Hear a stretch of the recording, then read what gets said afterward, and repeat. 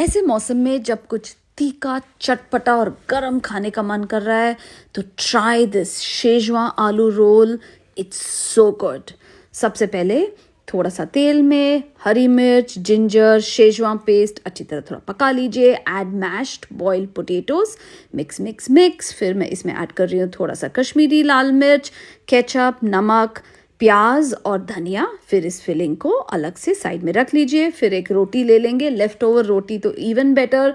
थोड़ा सा चीज़ spread, ketchup, फिर फिलिंग, चीज़, धनिया रोल करके इसको हम बटर में पकाएंगे। बटर में थोड़ा सा लाल मिर्च और धनिया डाल के मैंने इसको पकाया है क्रिस्प एंड